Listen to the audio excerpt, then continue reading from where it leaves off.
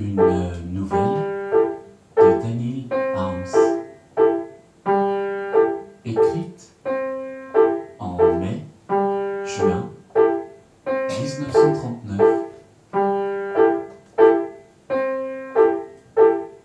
Saint-Pétersbourg, c'est le printemps, c'est le matin.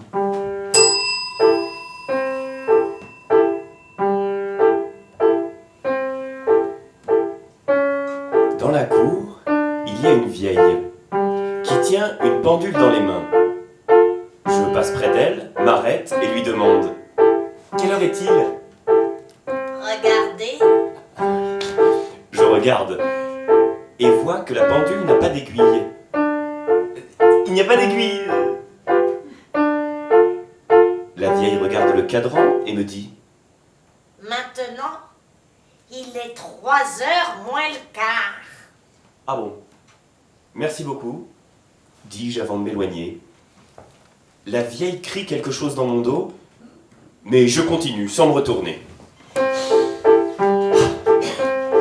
J'arrive dans la rue que je suis par son côté ensoleillé. Le soleil printanier est très agréable.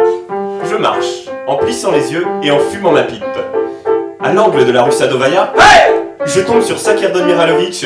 Après avoir échangé un salut, salut, nous nous arrêtons et discutons un moment. J'en ai assez de rester là dans la rue et invite Sakirdon Mihalovic dans une cave. Nous arrosons un œuf dur et un anchois de vodka. Après quoi, nous nous quittons et je continue seul. À ce moment, je me rappelle soudain que j'ai oublié de débrancher le fourneau électrique. Cela me contrarie beaucoup. Je fais demi-tour et rentre à la maison. La journée avait si bien commencé, et voilà déjà une première déconvenue. Je n'aurais pas dû sortir. J'arrive à la maison, j'ôte ma veste, tire la montre de la poche de mon gilet et la suspends à un clou. Je ferme ensuite la porte à clé et m'étends sur le divan. Je vais rester allongé et essayer de m'endormir.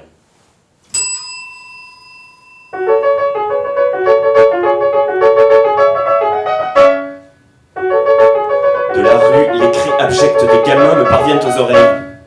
Je suis étendu et j'invente des châtiments. Ce qui me plaît le plus, c'est l'idée de pouvoir leur envoyer le tétanos et qu'ils cessent soudain de bouger. Les parents les traînent à la maison. Les enfants restent au lit et ne peuvent pas manger car leur bouche refuse de s'ouvrir. On les nourrit artificiellement. Au bout d'une semaine, le tétanos passe, mais les enfants sont tellement affaiblis qu'ils doivent garder le lit encore un mois entier. Ensuite, ils commencent peu à peu à se rétablir. Mais je leur envoie le tétanos une deuxième fois et ils crèvent tous.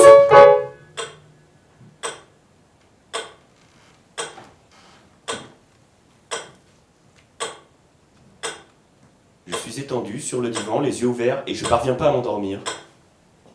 La vieille à la pendule que j'ai rencontrée ce matin dans la cour me revient à l'esprit.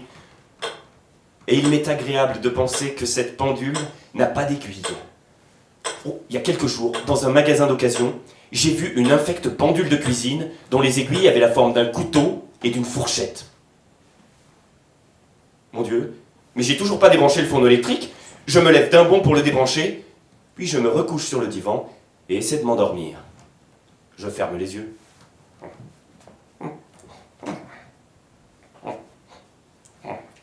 Oh non, j'ai pas sommeil. Le soleil printanier darde ses rayons droit sur moi à travers la fenêtre. Je commence à avoir chaud. Je me lève et m'assieds dans le fauteuil près de la fenêtre. Maintenant, j'ai sommeil. Mais je ne vais pas dormir. Je vais prendre du papier et une plume pour écrire. Je sens en moi une force terrible. J'ai bien ruminé le tout hier déjà. Ce sera l'histoire d'un thaumaturge qui vit à notre époque, mais qui n'accomplit aucun miracle. Il sait qu'il est thaumaturge et qu'il peut accomplir n'importe quel miracle. Mais il ne le fait pas.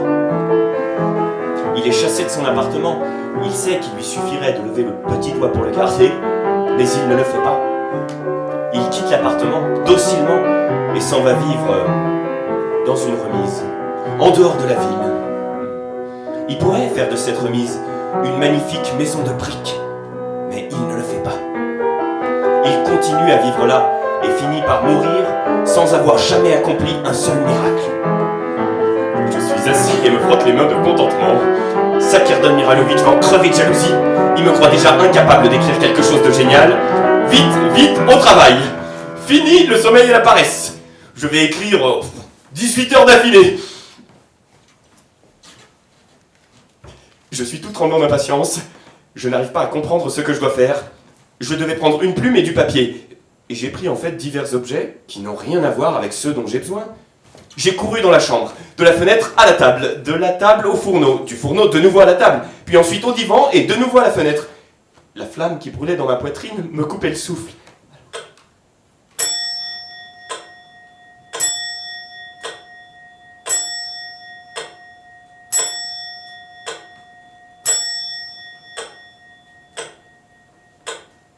Il n'est que 5 heures. J'ai devant moi toute la journée, puis la soirée et toute la nuit. Je suis debout, au milieu de la chambre. Mais qu'est-ce que j'attends? Il est déjà 5h20, il faut écrire. J'approche la fenêtre, j'approche la table de la fenêtre et m'y assieds. J'ai du papier quadrillé devant moi et une plume à la main. Mon cœur bat encore un peu trop fort et ma main tremble. J'attends pour me calmer un peu. Je pose ma plume et me bourre une pipe. J'ai le soleil droit dans les yeux. Je plisse les paupières et allume ma pipe.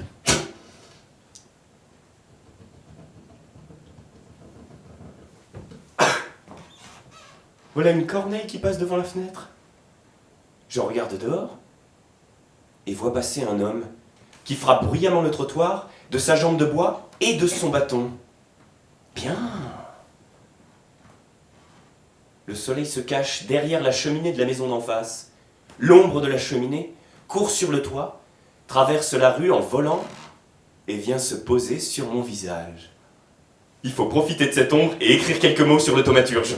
Je saisis ma plume et écris « Le thaumaturge était de grande taille. »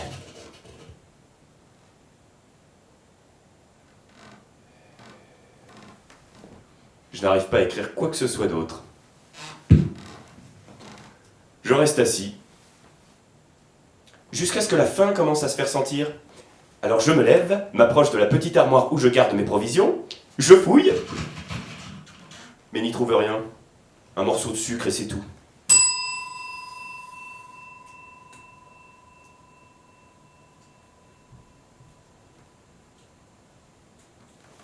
Qui est là ?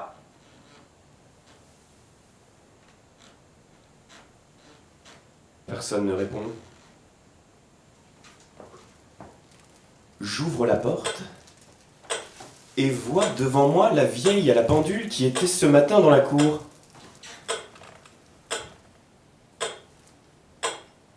Voilà. Je suis venue. Je reste près de la porte sans savoir que faire. La mettre dehors ou lui proposer de s'asseoir. Mais la vieille se dirige d'elle-même vers mon fauteuil près de la fenêtre et s'y assied. Ferme la porte et tourne la clé. Je ferme la porte et tourne la clé. Mets-toi à genoux. Et je me mets à genoux. Mais pourquoi donc suis-je là, à genoux, devant une vieille? Et pourquoi cette vieille se trouve-t-elle dans ma chambre, assise dans mon fauteuil préféré? Pourquoi ne l'ai-je pas chassée? Écoutez, de quel droit disposez-vous de ma chambre et en plus me donnez-vous des ordres? Je n'ai pas du tout envie d'être à genoux. Je ne te le demande pas. Maintenant, tu dois t'étendre sur le sol, le visage contre terre. J'exécute l'ordre sur le champ.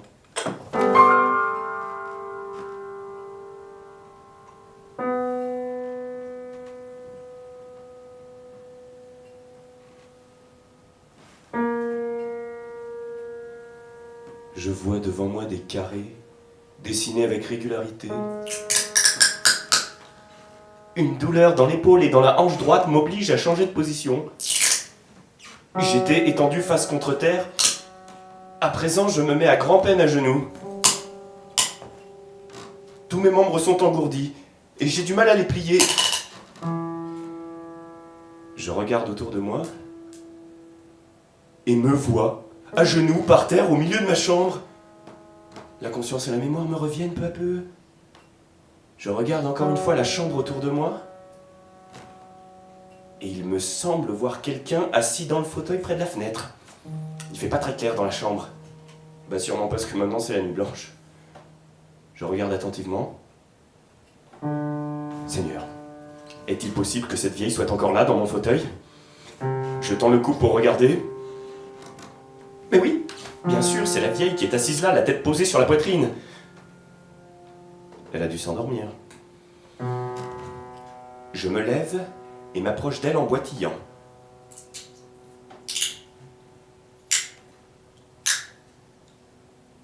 La vieille a la tête posée sur la poitrine. Ses bras pendent des deux côtés du fauteuil. J'ai envie de l'empoigner et de la flanquer à la porte. Écoutez, vous vous trouvez dans ma chambre, j'ai du travail, je vous prie de partir.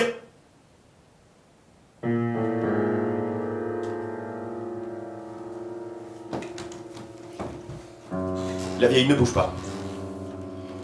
Je me penche et jette un coup d'œil sur son visage. Sa bouche est entr'ouverte et laisse voir un dentier qui s'est déboîté. Et tout devient soudain clair pour moi. La vieille est morte.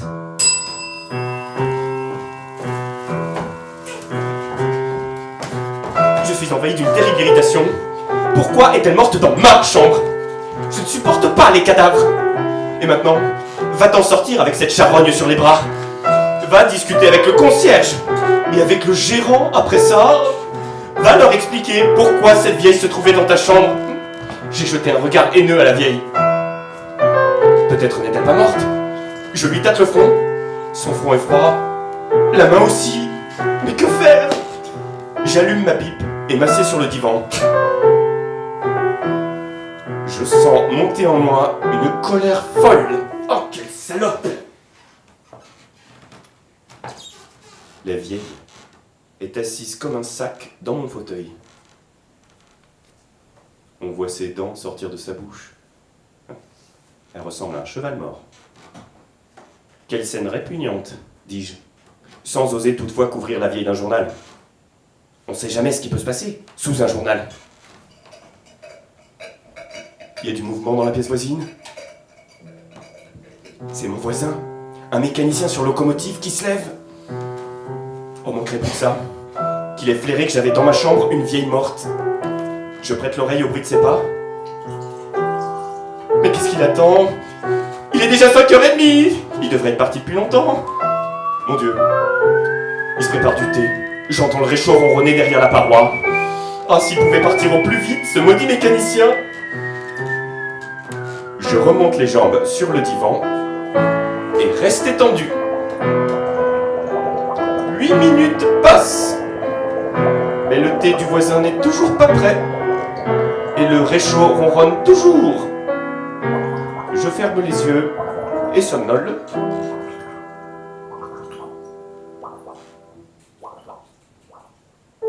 Je rêve que le voisin part et que je sors avec lui sur le palier en claquant derrière moi la porte équipée d'un verrou de sûreté.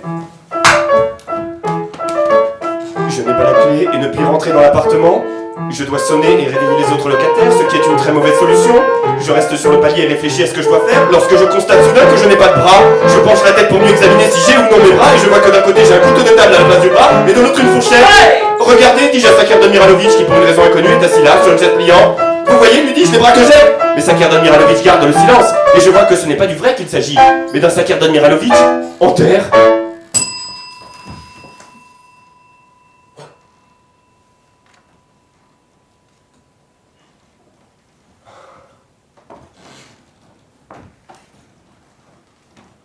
Alors je me réveille, et je comprends immédiatement que je suis dans ma chambre sur le divan et que dans le fauteuil près de la fenêtre est assise la vieille morte. Je tourne rapidement la tête dans sa direction. La vieille n'est pas dans le fauteuil. Je regarde le fauteuil vide, et une joie démesurée m'envahit.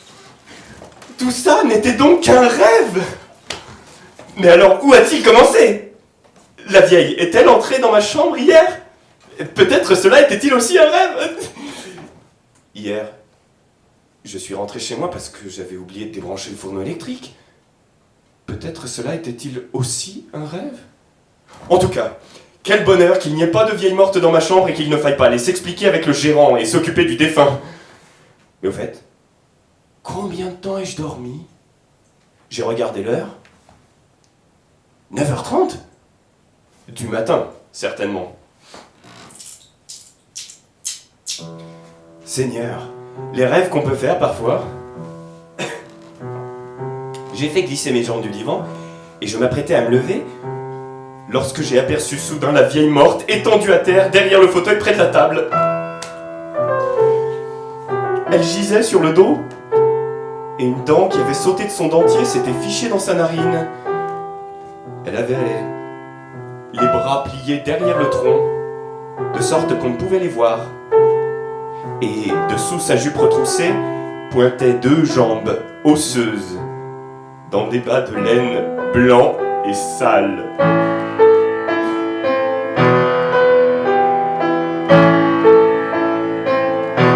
Salope! Je me suis précipité vers la vieille pour lui décocher un coup de botte sous le menton. Oh, le dentier a volé dans le coin! J'ai voulu frapper la vieille encore une fois, mais j'ai eu peur de lui faire sur le corps des traces qui auraient pu laisser croire que c'est moi qui l'avais tuée. Je me suis éloigné de la vieille, me suis assis sur le divan, et j'ai allumé ma pipe. Une vingtaine de minutes ont passé de la sorte.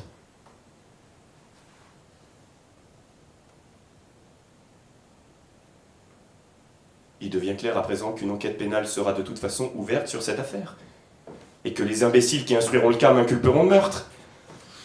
La situation devient sérieuse. Et en plus, avec ce coup de botte, je me suis approché de nouveau de la vieille et penché sur elle, me suis mis à examiner son visage. Sur le menton, il y a une petite tache sombre.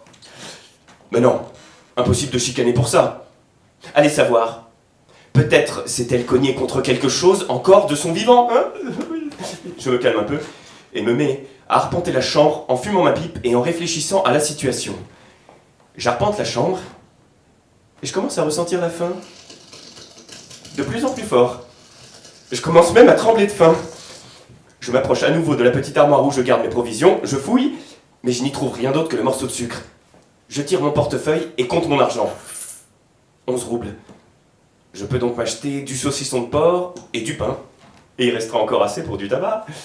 Je rajuste ma cravate que la nuit amuse de travers, prends ma montre, enfile ma veste, passe dans le corridor en prenant soin de bien fermer la porte derrière moi, puis je glisse la clé dans ma poche et sors. Avant tout, il faut manger quelque chose. Mes pensées seront plus claires et je pourrai alors m'occuper de cette charogne.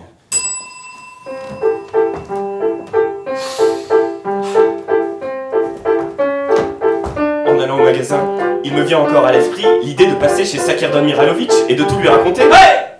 Et peut-être qu'ensemble, nous trouverons plus vite une solution. Mais je repousse immédiatement cette idée, car il y a des choses que l'on doit faire seul, sans témoin. Au magasin, il n'y avait pas de saucisson de porc. Alors j'ai acheté un demi-kilo de cervelas. Et un demi-kilo de cervelas. Il n'y avait pas non plus de tabac. Pas de tabac! Du magasin, je suis allé à la boulangerie. La boulangerie était bondée de monde et une longue queue menait à la caisse. Je me suis immédiatement renfrogné, mais j'ai quand même pris place dans la queue. Celle-ci avançait très lentement, et puis elle s'est complètement immobilisée parce qu'il y avait un scandale à la caisse. Je faisais semblant de ne rien remarquer et fixais le dos de la jeune dame qui était devant moi dans la queue. Cette petite dame devait être très curieuse, car elle tendait le cou tantôt à droite, tantôt à gauche, et se dressait à tout moment sur la pointe des pieds, afin de mieux voir ce qui se passait à la caisse. Vous ne savez pas ce qui se passe là-bas? Non, désolé, Vous ne pourriez pas aller là-bas et demander ce qui se passe? désolé, mais ça m'intéresse pas le mot du monde. Comment ça ne vous intéresse pas? Alors que vous êtes vous-même bloqué dans la queue à cause de ça? Ah, mais bien sûr. Faire la queue pour du pain n'est pas une affaire d'homme. Vous me faites de la peine à devoir attendre là. Vous êtes sûrement célibataire.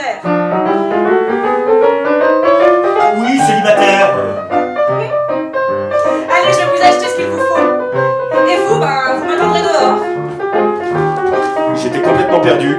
Je vous remercie, c'est très gentil de votre part, mais à vrai dire, je pourrais aussi le faire moi-même. Non, allez, sortez. Et que vouliez-vous acheter? Je voulais acheter une livre de pain noir. Mais seulement le moulé. Celui qui est meilleur marché. Je préfère. Voilà, c'est bien. Allez, sortez. Je paierai, nous ferons les comptes après.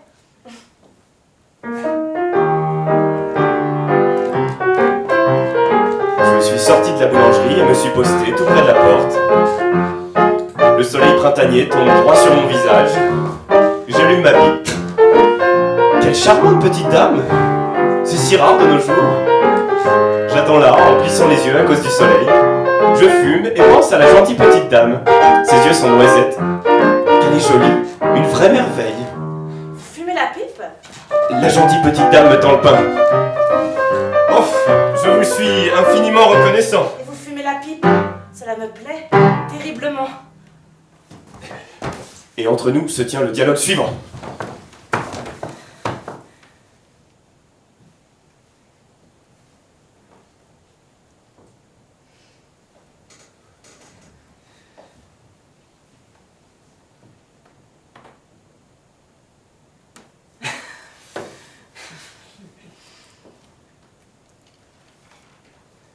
Et donc, vous achetez votre pain vous-même?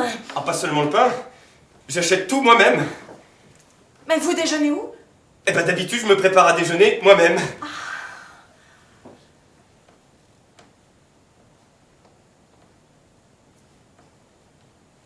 Mais il m'arrive de manger dans une brasserie. Ah, vous aimez la bière? Non.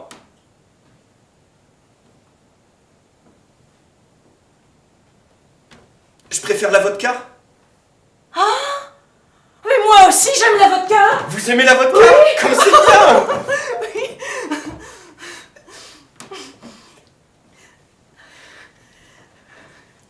Je boirais volontiers un verre avec vous. Moi aussi, je boirais volontiers de la vodka avec vous!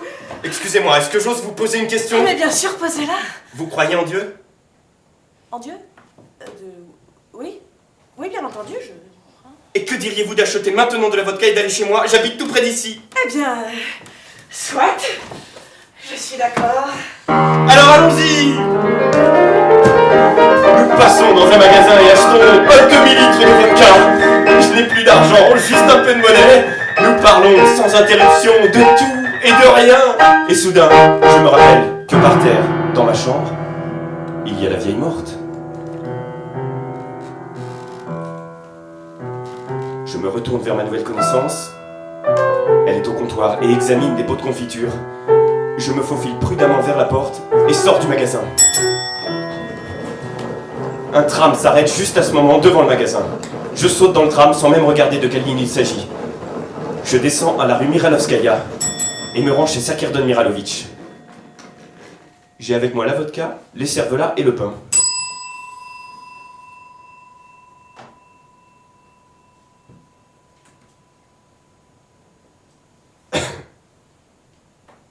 Sakerdon Mihailovitch m'a ouvert lui-même la porte. Il portait un peignoir sous lequel il était nu, des bottes russes dont les tiges avaient été coupées, et une chapka de fourrure dont les oreillettes étaient relevées et retenues en haut par un nœud. Content de vous voir. Je ne vous détourne pas de votre travail. Non, j'étais simplement assis par terre sans rien faire. Eh bien voyez-vous, j'ai apporté de la vodka et de quoi grignoter. Si vous n'avez rien contre, buvons un verre. Très bien, entrez donc.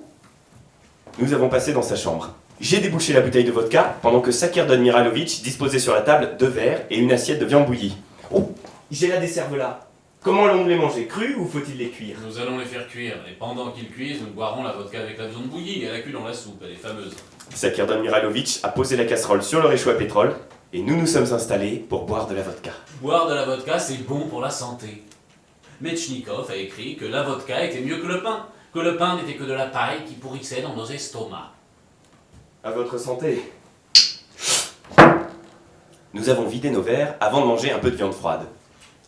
Très bon. Attends un peu. Qu'est-ce que c'est? Nous restions assis en silence, l'oreille tendue.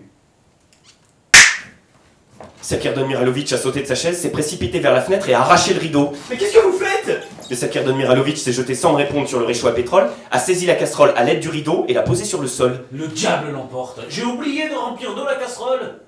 Et comme celle-ci est émaillée, l'émail vient de sauter. Ah, je comprends tout. Oh, et puis tant pis pour les cervelas, nous les mangerons crus. Ah oui, j'ai horriblement faim. Manger. C'est que, voyez-vous, la dernière fois que j'ai mangé, c'était hier, avec vous, dans cette cave. Depuis, je n'ai rien mangé. Ah ouais. Tout ce temps, j'ai écrit. Diable. Qu'il est agréable d'avoir devant soi un génie. Et comment? Vous avez dû en gribouiller pas mal. J'ai noirci des montagnes de papier. Au génie de notre temps. Nous avons bu. Sakirdon Mihailovic a mangé de la viande bouillie et moi des cervelas. Après en avoir mangé 4, j'ai allumé ma pipe et j'ai dit: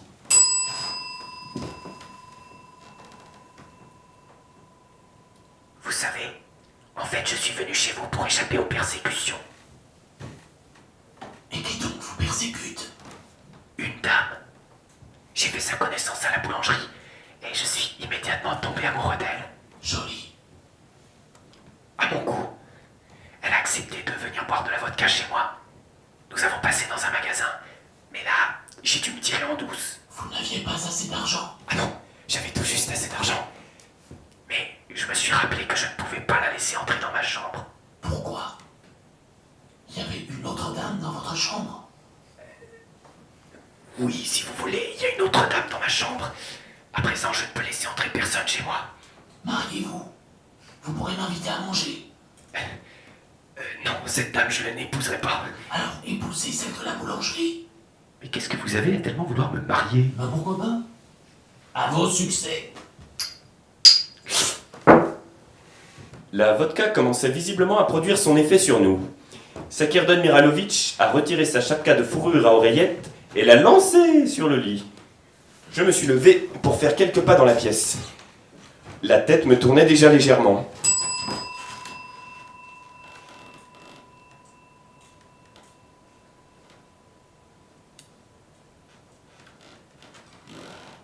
Quelle disposition nourrissez-vous envers les morts? Tout à fait négative. Je les crains. Ah, moi non plus, je ne supporte pas les morts. Qu'un mort me tombe sous la main, si ce n'est pas un parent, je lui donnerai certainement un coup de pied. Il ne faut pas ruer dans les cadavres. Et moi je lui planquerai certainement un coup de botte en pleine gueule. Je ne puis supporter les morts. Et les enfants? Oui, mais les enfants, c'est dégoûtant. Et qu'est-ce qui est le pire à votre avis? Les morts ou les enfants? Je dirais que les enfants sont pires. Ils nous dérangent plus souvent. Les morts, eux, au moins, ne font pas irruption comme ça dans notre vie. Eh bah si! Vous voulez encore de la vodka? Non. Non merci. Ça suffit.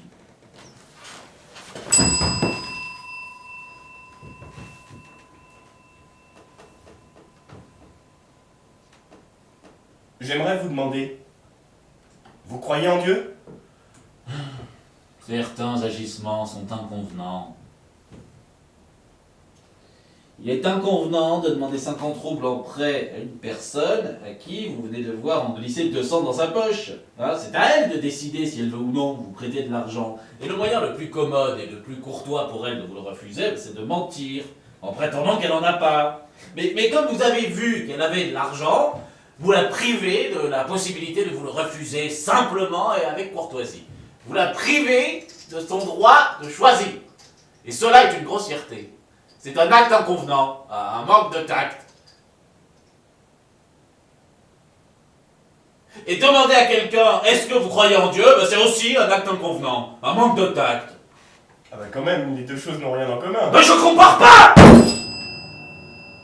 Bon, d'accord, laissons cela.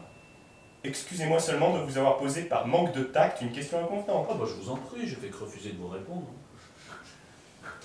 D'ailleurs, je n'aurais pas répondu moi-même. Mais pour une autre raison. Laquelle?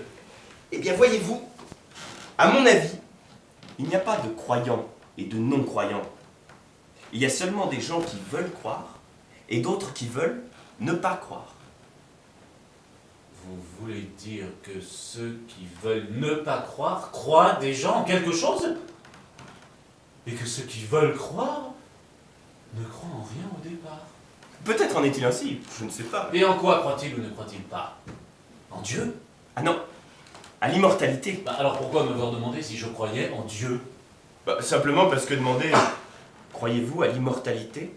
ça sonne un peu bête. Mais qu'est-ce que vous faites? Vous partez? Oui, je dois y aller. La vodka, il en reste juste un verre chacun. Eh bien, finissons là. Maintenant, je dois y aller. Au revoir. Merci pour tout. Merci à vous. Au revoir. Et je suis sorti. Resté seul, Sakerdon Mihailovic a débarrassé la table, jeté la bouteille de vodka vide sur l'armoire, remis sa chapka de fourrure à oreillette sur la tête et s'est assis par terre sous la fenêtre. Sakerdon Mihailovic avait les bras pliés derrière le dos, de sorte qu'on ne pouvait les voir, et dessous son peignoir retroussé pointaient 2 jambes nues, osseuses, chaussées de bottes russes à tiges coupées.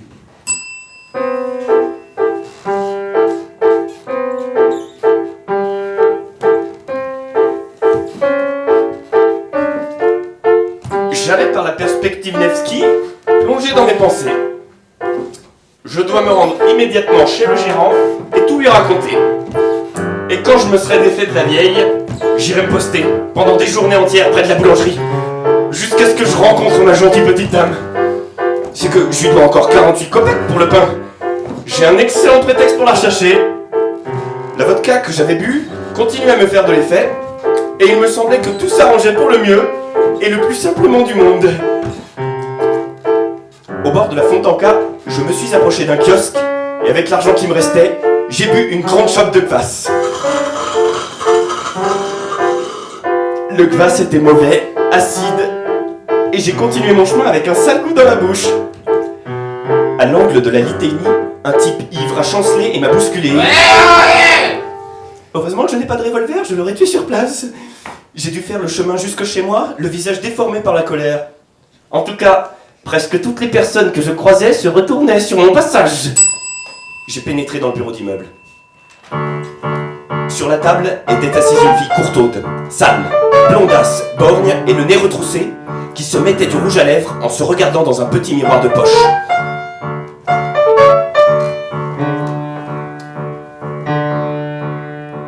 Où est le gérant? Où est le gérant? Il sera là demain. Pas aujourd'hui.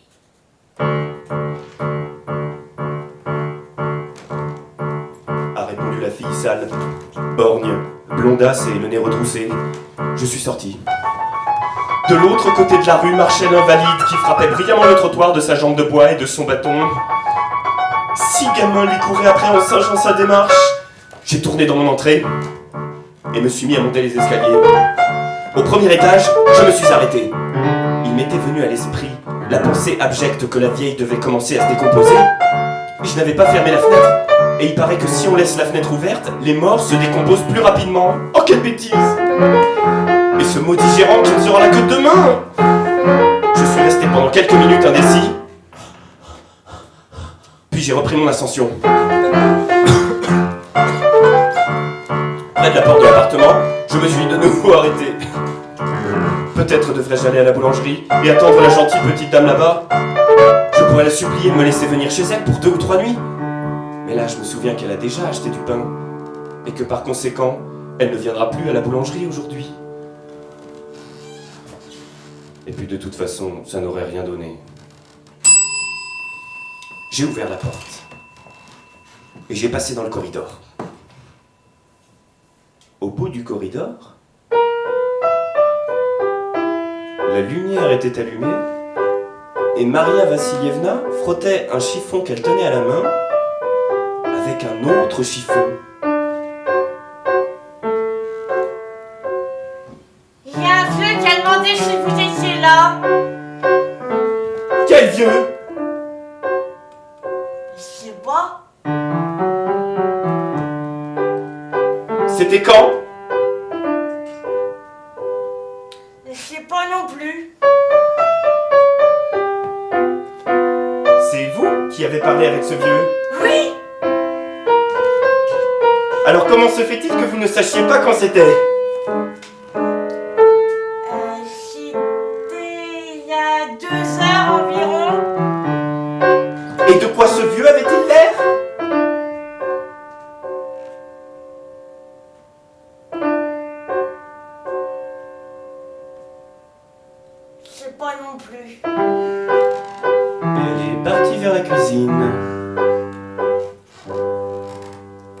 Je me suis approché de ma chambre. Et si tout d'un coup la vieille avait disparu, ai-je pensé? J'entre dans la chambre, plus de vieille. Mon Dieu, est-il possible qu'il ne se produise jamais de miracle? Jamais, jamais. J'ai tourné la clé et j'ai commencé à ouvrir lentement la porte. Peut-être n'était-ce qu'une impression, mais une odeur douceâtre de décomposition commençante est venue jusqu'à moi. J'ai jeté un coup d'œil par la porte entr'ouverte et suis resté un instant figé sur place. La vieille morte se traînait lentement à ma rencontre à quatre pattes. Ah! Dans un cri, j'ai fermé la porte, tourné la clé et me suis plaqué contre la paroi opposée. C'est moi que vous avez appelé? Je tremblais tellement que je ne pouvais rien répondre et me contentais de secouer négativement la tête. Vous discutiez avec quelqu'un? J'ai de nouveau secoué négativement la tête.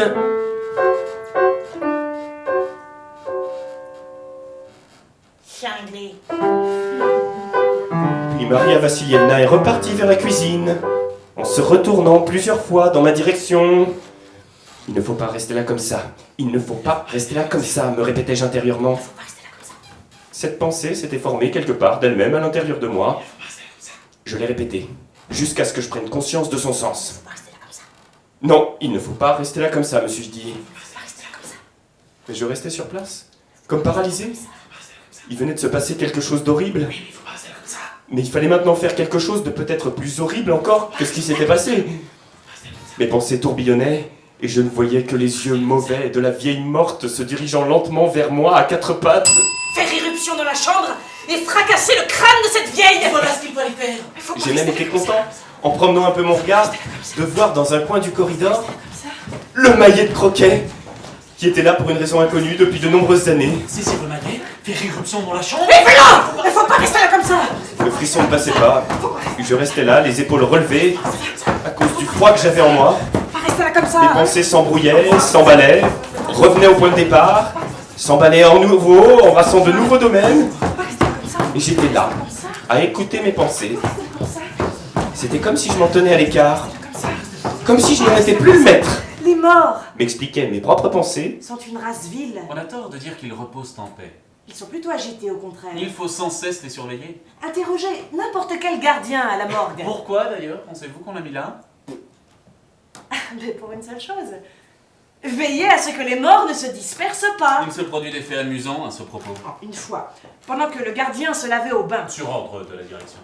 un mort est sorti en rampant de la morgue, a passé dans la salle de désinfection, où il a mangé un tas de linge. Les employés à la désinfection lui ont filé une bonne raclée. Mais pour le linge abîmé, ils ont dû payer de leur poche. Un autre mort, une autre fois, s'était glissé dans une chambre de femme en couche. Il a tellement effrayé celle-ci que l'une d'entre elles a avorté sur le champ. Alors le mort a sauté sur le fœtus et s'est mis à le bouffer bruyamment. Et lorsqu'une infirmière courageuse l'a frappé sur le dos à l'aide d'un tabouret, Et il l'a mordu à la jambe. et l'infirmière est morte.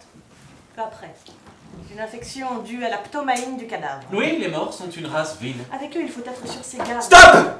Vous dites des bêtises! Les morts restent immobiles! Très bien.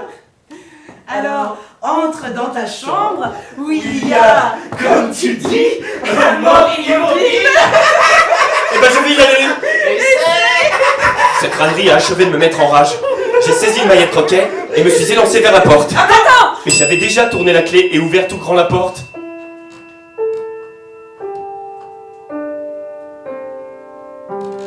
La vieille était étendue près du seuil, face contre terre. Je me tenais prêt, le maillet de croquet levé.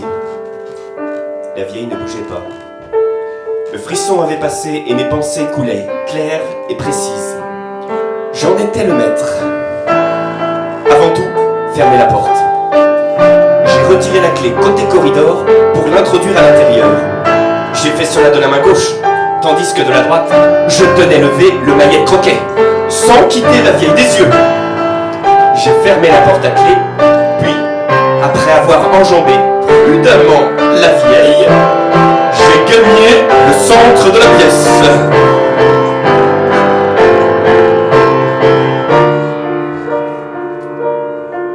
Et à présent, On va s'expliquer. J'avais conçu le plan auquel recourent d'ordinaire les meurtriers dans les romans policiers et dans les faits divers narrés par la presse. Je voulais simplement dissimuler la vieille dans une valise, l'emmener hors de la ville et la jeter dans le marais. Je connaissais un endroit. La valise était sous le divan. Je l'ai tirée de là, elle est ouverte. Elle contenait divers objets, quelques livres, un vieux chapeau de feutre et du linge déchiré. J'ai mis tout ça sur le divan. Oui, il y avait de toute évidence une odeur de cadavre dans la pièce. J'ai enjambé la vieille, me suis approché de la fenêtre et j'ai pris place dans le fauteuil. Pourvu que je ne me sente pas mal à cause de cette odeur. Encore faible, il est vrai, mais néanmoins insupportable. J'ai allumé ma pipe. J'avais une légère nausée et un peu mal au ventre. Mais qu'est-ce que j'ai à rester assis là? Il faut agir au plus vite, avant que cette vieille n'ait définitivement pourri. Mais en tout cas, il faut faire attention en la fourrant dans la valise. Parce que c'est justement là qu'elle peut me mordre un doigt. Et mourir d'une septicémie? Non merci. J'aimerais bien savoir avec quoi vous allez mordre. Vos dents, vous avez eu raison. Sans quitter le fauteuil, je me suis penché et j'ai regardé vers l'endroit où, selon mes calculs, devait se trouver le dentier de la vieille. Eh ben, il n'y avait pas de dentier à cet endroit. Je me suis mis à réfléchir. Peut-être la vieille morte avait-elle rampé à travers ma chambre à la recherche de ses dents.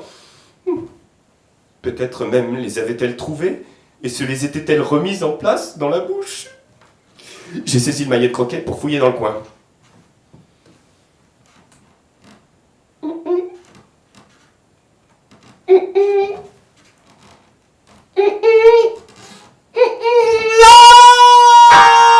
Le dentier avait disparu. Alors j'ai tiré de la commode un drap de coton épais et me suis approché de la vieille. Dans la main droite, je tenais le maillet de croquet. Et dans la gauche, je tenais le drap de coton. Cette vieille m'inspirait une peur mêlée de dégoût. À l'aide du maillet, j'ai soulevé légèrement la tête. La bouche était ouverte, les yeux révulsés. Et une grande tache sombre envahissait tout le menton, là où je lui avais donné le coup de botte. Je me suis penché et j'ai jeté un coup d'œil dans sa bouche. Non, elle n'avait pas retrouvé son dentier.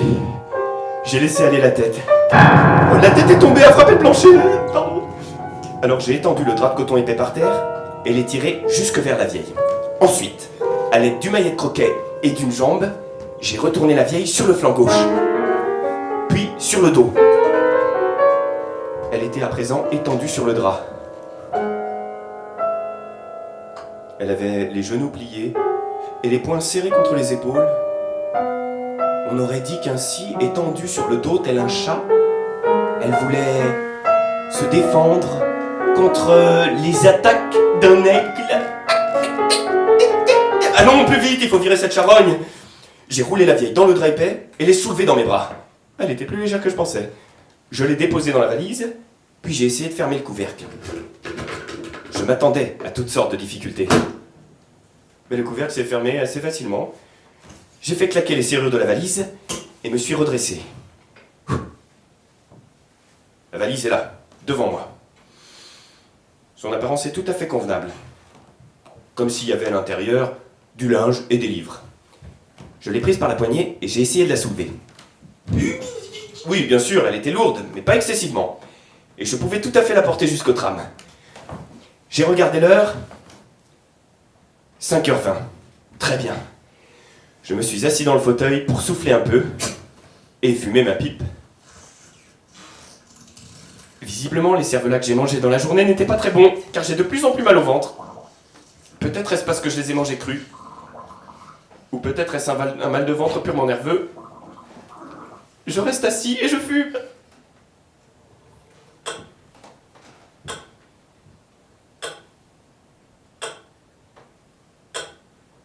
Les minutes se succèdent, inexorablement.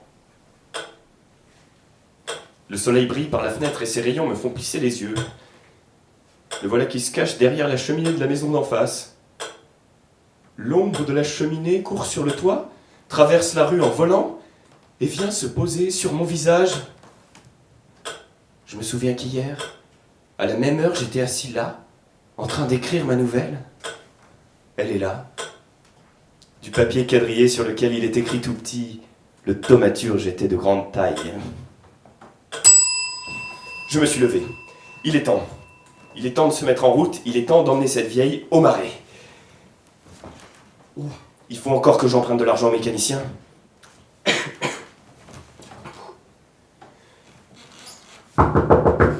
Matvei Filipovitch, vous êtes là? Oui?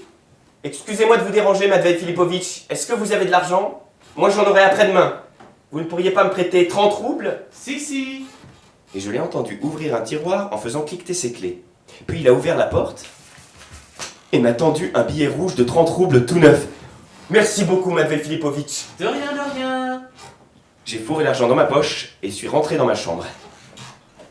La valise se dressait tranquillement au même endroit qu'avant.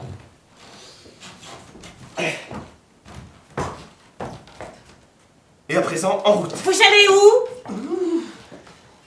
Chez ma tante. Quand c'est qu'il faut rentrer? Bientôt? Oui, je dois juste amener un peu de linge à ma tante. Je rentrerai peut-être même aujourd'hui encore. Je suis sorti dans la rue. Je suis arrivé jusqu'au tram sans encombre. Portant la valise tantôt dans la main droite, tantôt dans la main gauche. Je suis monté dans le deuxième wagon du tram sur la plateforme avant et me suis mis à faire des signes à la receveuse afin qu'elle vienne encaisser l'argent pour le bagage et pour ma course. Et je ne voulais pas faire passer mon unique billet de 30 roubles à travers tout le wagon.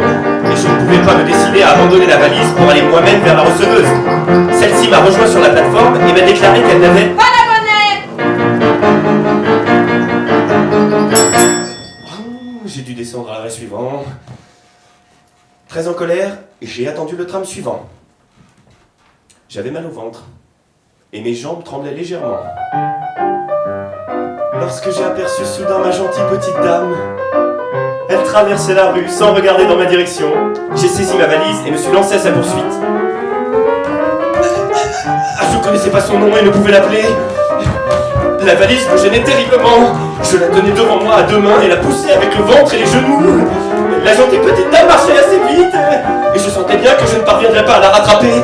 J'étais à bout de force, complètement trempé de sueur. Puis la gentille petite dame a tourné dans une ruelle et quand je suis arrivé à l'angle, elle avait disparu.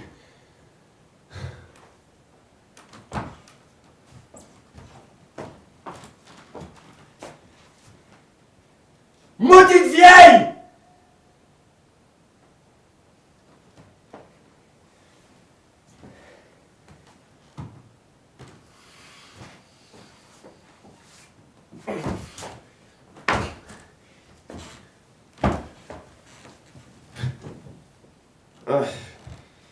La sueur avait complètement traversé les manches de ma veste qui me collait au bras.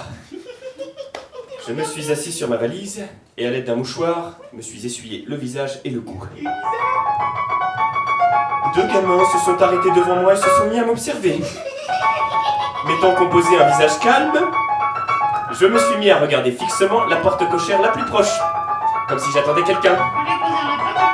Les enfants chuchotaient et me montraient du doigt. Une rage folle m'étranglait. Ah bah si j'avais pu leur envoyer le tétanos. Et voilà qu'à cause de ces petits teigneux, je me lève, soulève ma valise, m'approche de la porte cochère et y jette un coup d'œil. Je fais un visage étonné, sors ma montre, hausse les épaules. Les gamins m'observent de loin. Je hausse à nouveau les épaules et regarde à nouveau par la porte cochère.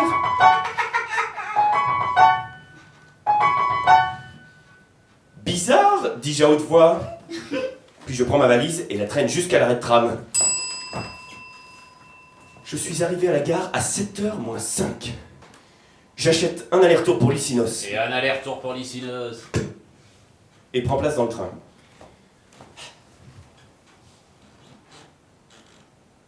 Dans le wagon, à part moi, il y a deux personnes. L'un, visiblement, est un ouvrier. Il est fatigué et il dort, la casquette posée sur les yeux. L'autre, un type jeune encore, est habillé comme un gandin de la campagne. Sous son veston, il porte une chemise rose, boutonnée sur le côté, et un toupet frisé dépasse dessous sa casquette. Il fume une cigarette, enfilée dans un fume-cigarette en plastique vert vif. Je pose ma valise entre les banquettes et m'assieds.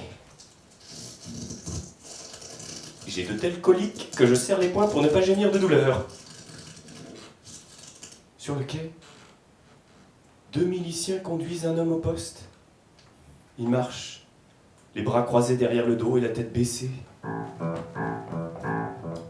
Le train s'ébranle. Je regarde ma montre. 7h10. Oh, quel plaisir ça va être de jeter cette vieille dans le marais. Ah, dommage seulement que j'ai pas pris de bâton avec moi. Ah, si ça se trouve, il faudra la pousser. Le gandin en chemise rose me dévisage sans gêne. Je lui tourne le dos et regarde par la fenêtre. Et j'ai des crampes horribles dans le ventre. Dans ces moments, je serre les dents, crispe les poings et ferme les jambes. Voilà. Oh, nous passons Lanskaya et Novaya Derevnia. Et voilà la pointe dorée de la pagode bouddhique. Et voilà la mer qui apparaît. Mais là, je saute sur mes pieds et oubliant tout ce qui m'entoure, je cours à tout petit pas aux toilettes.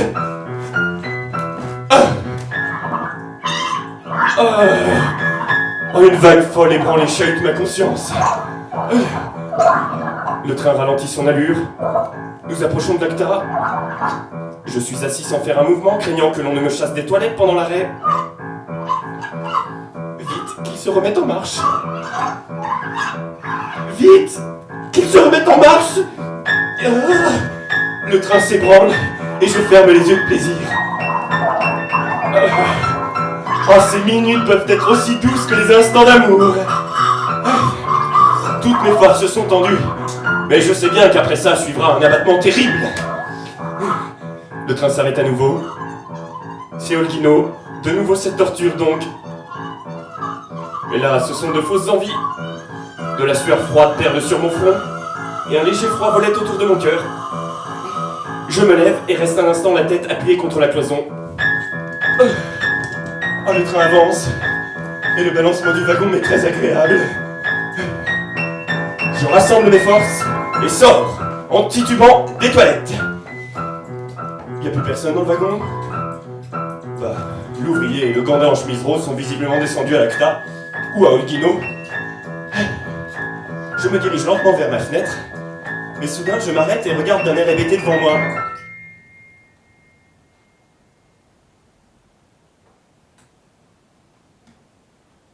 Il n'y a plus de valise là où je l'avais posée.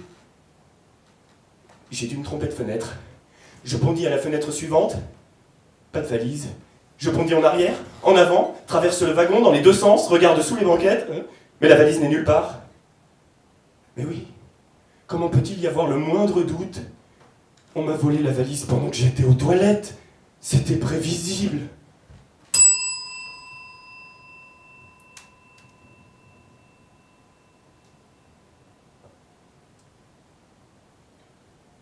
Je suis assis sur la banquette, les yeux écarquillés, et qui sait pourquoi je me souviens du moment chez Sakerdon Mihailovic où l'émail de la casserole chauffée à blanc a sauté dans un claquement.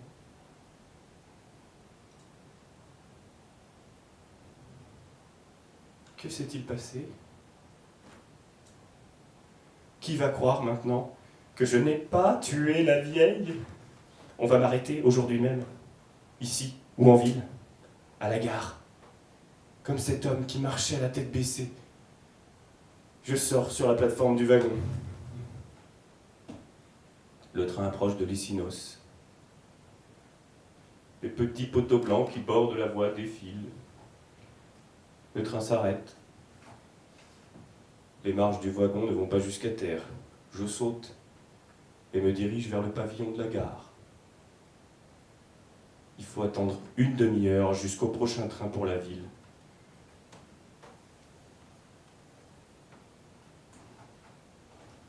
Je vais dans le bois.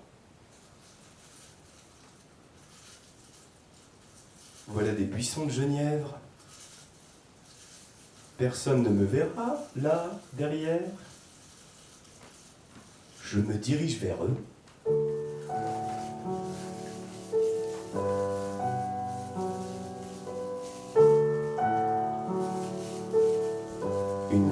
chenille verte rampe par terre.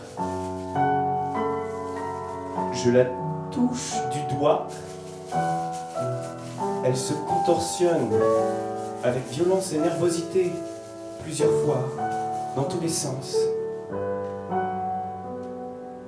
Un léger frisson me parcourt le dos. Je me retourne. Personne ne me voit.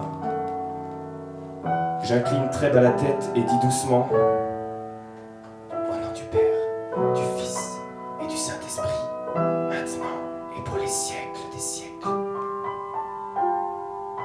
Amen.